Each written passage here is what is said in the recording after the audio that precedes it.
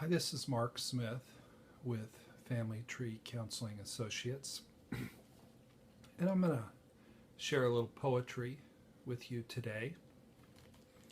My favorite poet is a poet named David Whyte, and many of you are familiar with him, but probably his most famous poem is called Sweet Darkness. And I'm going to read the poem through one time, and then I'm going to go back and just share what it brought up for me. It's from The House of Belonging, copyright 1996, Many Rivers Press. When your eyes are tired, the world is tired also. When your vision has gone, no part of the world can find you.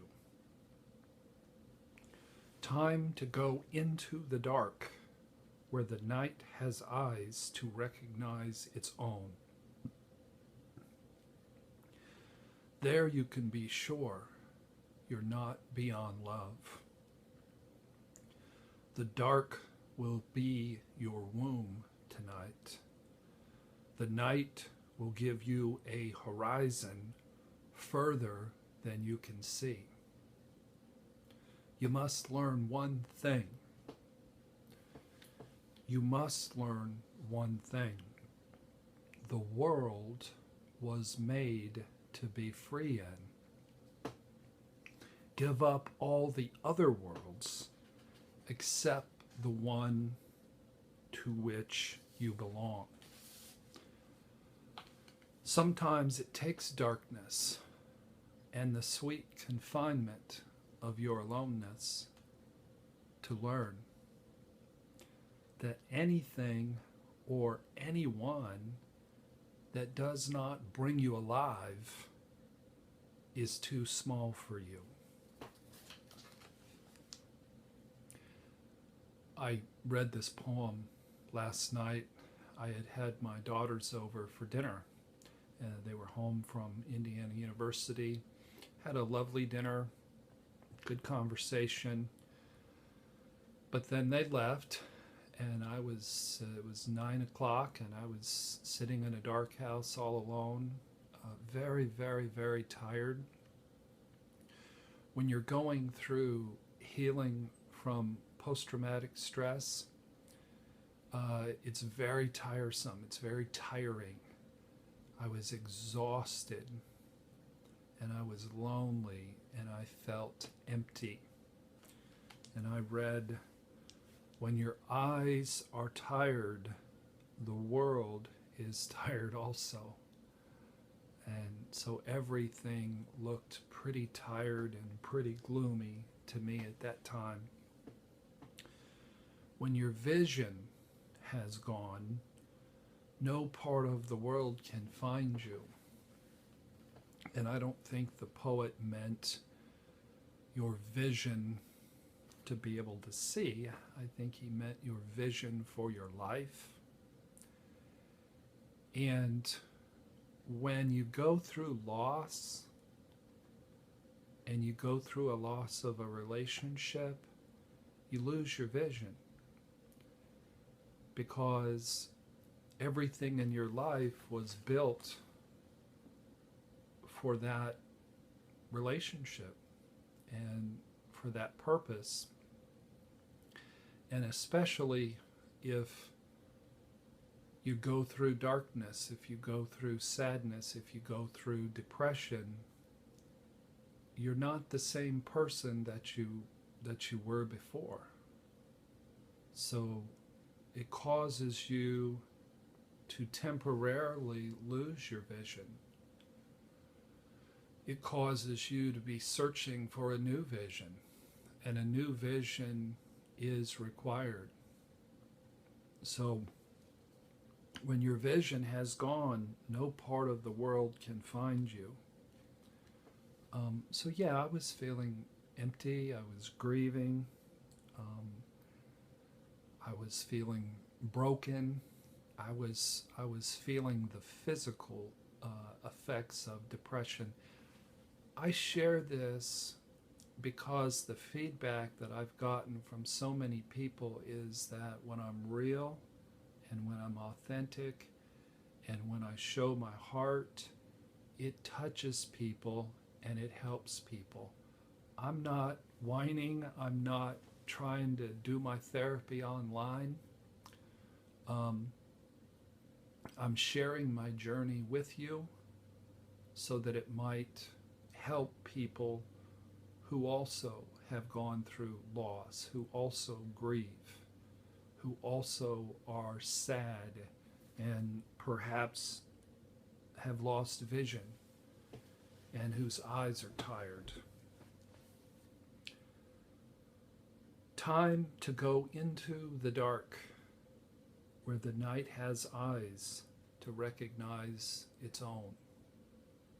There you can be sure that you are not beyond love. When a relationship ends, and it really wasn't necessarily your choice for that relationship to end, you sort of feel like you're beyond love. You feel sort of unlovable, not terribly attractive. I know there's a lot of folks out there who relate to what I'm talking about. But when you go through a shattering, a brokenness of your defenses, what the universe is trying to do actually is to develop a new person, a better person, an improved person, a deeper person. So as I read the poem and I felt my loneliness and I was in the darkness, I wasn't lonely anymore because I was reminded about this new person that is developing within me, that has a new energy and a new vision. Recovery from both counterdependency and codependency is all about the development of a new person. It's about re-engineering your personality from the ground up. I'm parched. I'm going to drink water. I don't know if this is good YouTube etiquette or not, but I'm thirsty. So there. For a counterdependent, life conspires, relationship conspires to break them, to tear down defense mechanisms, to tear down denial, to tear down narcissism, to tear down illusions of grandeur. And underneath Superman is a sad, wounded, needy little boy or a sad, wounded, needy little girl. And that comes as a shock sometimes to people who've always been strong and in control and very successful. But it's necessary to heal the wounds underneath, and it's also necessary if you're going to just be healthier in relationships. I had a meeting with several people, several men from my practice on Friday night, and I saw them with new eyes. I saw them not with counterdependent eyes, but I saw them with interdependent eyes, where I was connecting with them as an equal and as a partner and as a friend and as a human being rather than as the boss and as the counterdependent. For a codependent, recovery works differently. It's about getting stronger. It's about lifting weights psychologically and becoming a different person in that you're more assertive, you're more authentic, I don't know if I said this, but the title of my video today is Finding Your Authentic Self in Darkness. Finding your authentic self in darkness and depression is really what I'm talking about in painful, difficult times. So a codependent is feeling healthy anger, learning how to set healthy boundaries, and redefining their lives and having a new self emerge. In my office, I have a mobile, and it has like 3 generations of people and a cat and a dog on a mobile. And to make a point about how people are in systems, I whack, one of the people on the mobile and everything begins to shake. So if a codependent person redefines themselves, it shakes up everybody in their lives. If a counterdependent person gets into solid recovery, then they have to re-engineer the structure of their lives to have it fit what's going on in their heart. So if life has broken you and you've been through darkness and you've been through sadness, know that whether you call it God or the universe or Mother Nature, I like to call it God, you become more relational. You become more aware of others. You certainly are humbled. And you have an opportunity to become more spiritual. Back to the poem. The dark will be your womb tonight. Healthy people are birthed in darkness. Healthy people go through the womb of the dark in order to grow and develop into who they can become. The night will give you a horizon further than you can see. So in your darkness and in your sadness, you can find your new vision. You can think about the possibilities of your new life, and you can have vision into a horizon farther than you can see. You must learn one thing. When David Whyte reads this, he repeats it like 10 times dramatically. You must learn one thing. And he said, when the words came to him, he didn't know what the one thing was. He was just sort of channeling his creativity. You must learn one thing, and that is the world is made to be free in.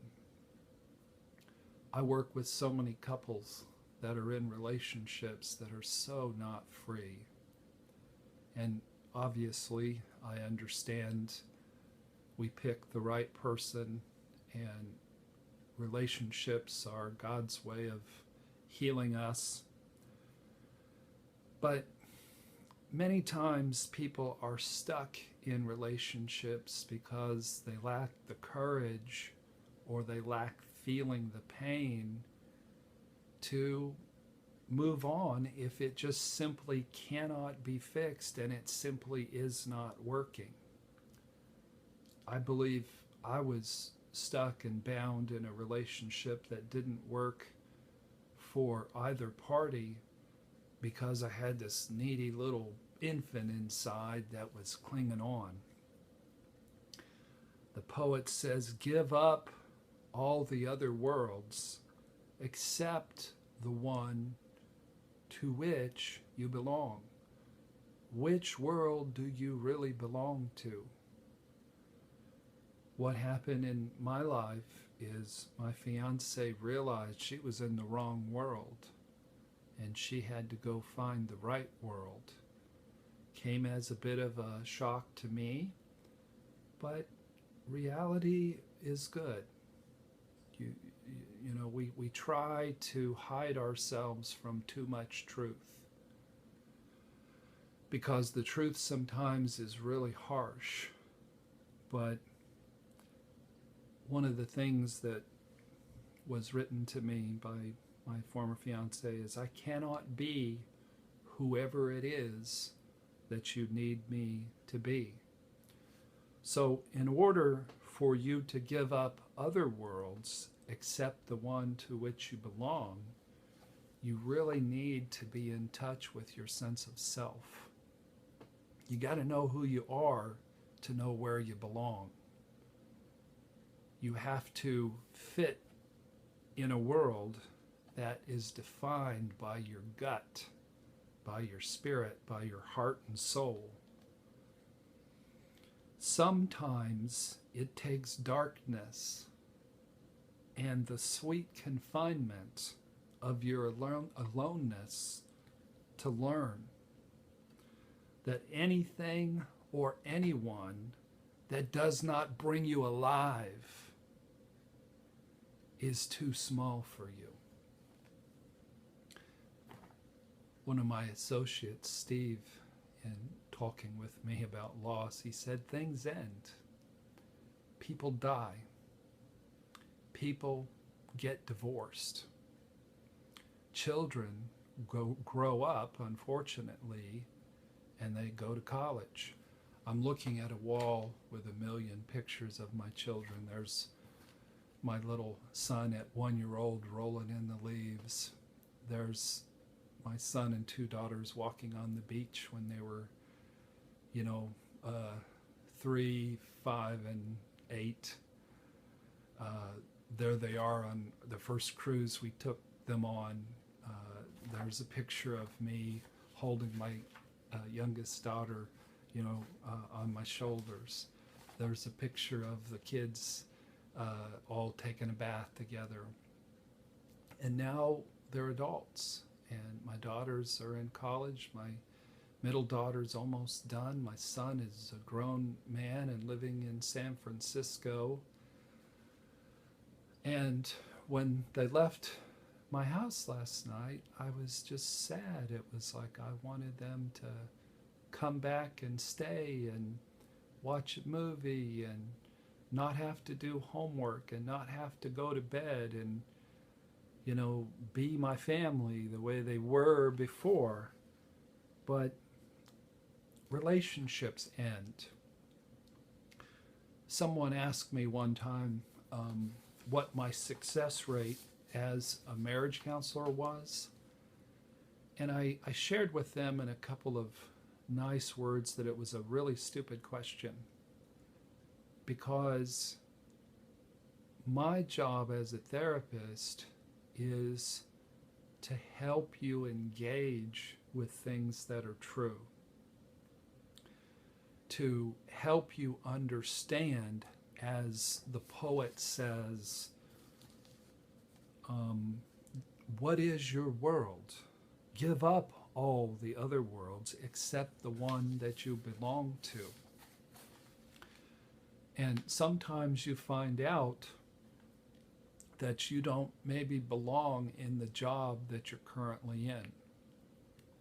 Sometimes you find out that your marriage is over. Sometimes you find out that your partner has left and is with somebody else. Sometimes you find out that you have cancer and you're going to die. Sometimes you find out that somebody you love has passed away. So I told this fellow, my success rate is 100%. If people come in and tell me the truth, I empathically but courageously and boldly and articulately tell them what I see, and usually come up with a good chunk of truth. Whether they're ready to chew on that or not is up to their readiness of their defenses. Many times in my life, I have not been up to chewing on the particular truth that's staring me in the face. Another truth about life is we get older. I'm looking at the camera, there's some old guy with a white beard looking at me. Can't be me. I don't feel old. Well, let me take that back. When you're going through healing post-traumatic stress and depression, you actually do feel old. But for many years, I felt like a 56-year-old body was inhabited by a 32-year-old guy. But you get old, and that changes you.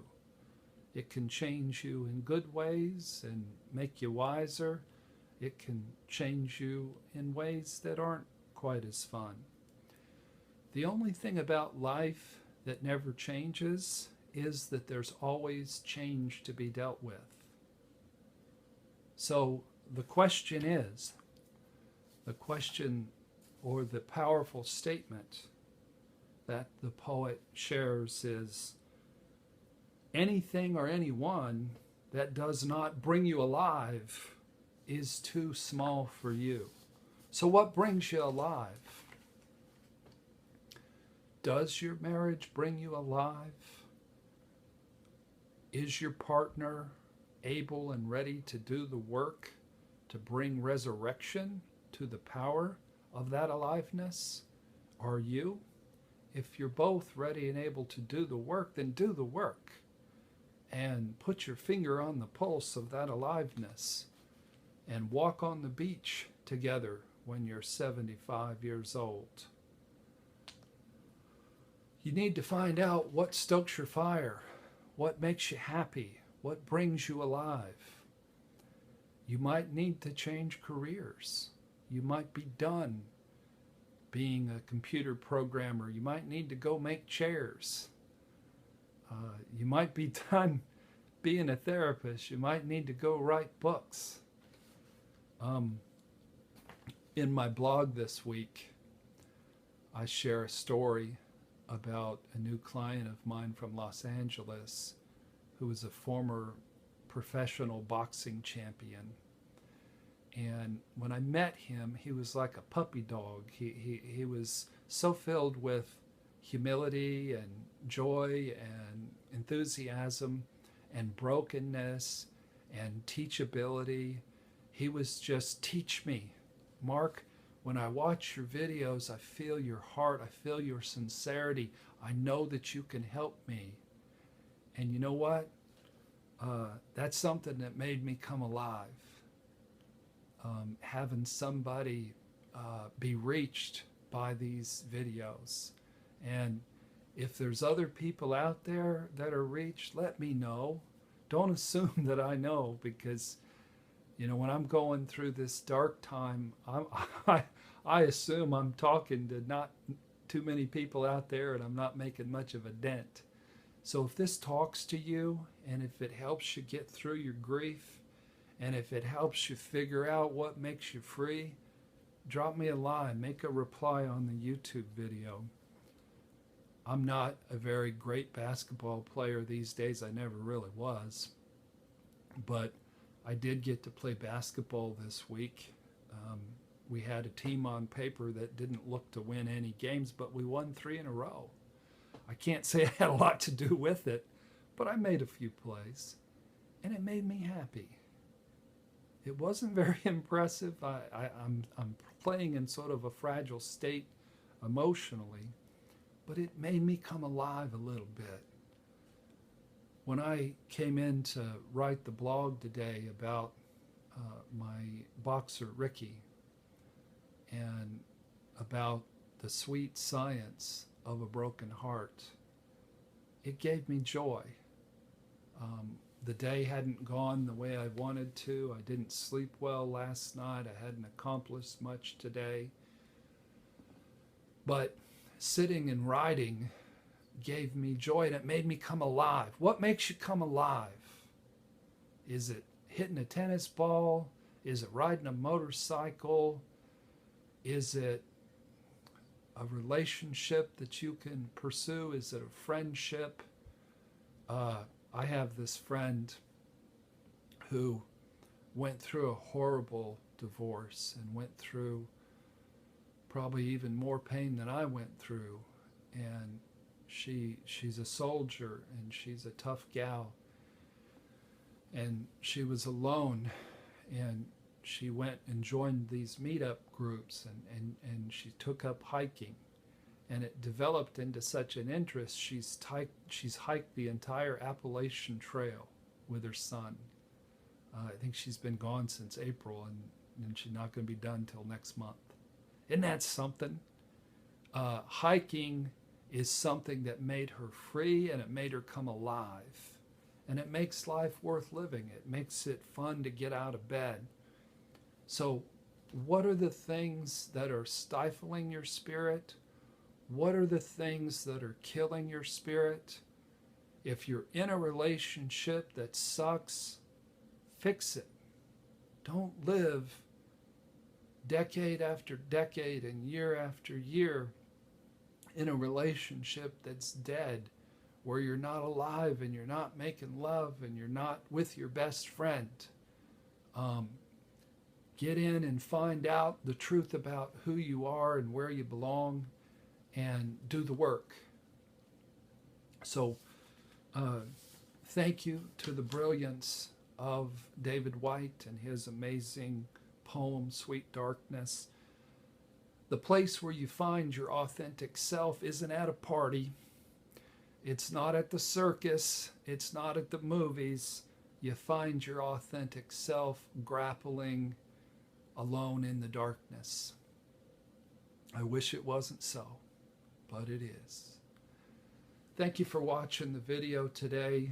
Join our YouTube channel, Family Tree Counseling, on YouTube. And I have 6 books that you can download from familytreecounseling.com. I pray for you to find what sets you free, what makes you happy, the thing that makes you alive, that gives you joy. That's my prayer for you. Thank you for watching, and God bless.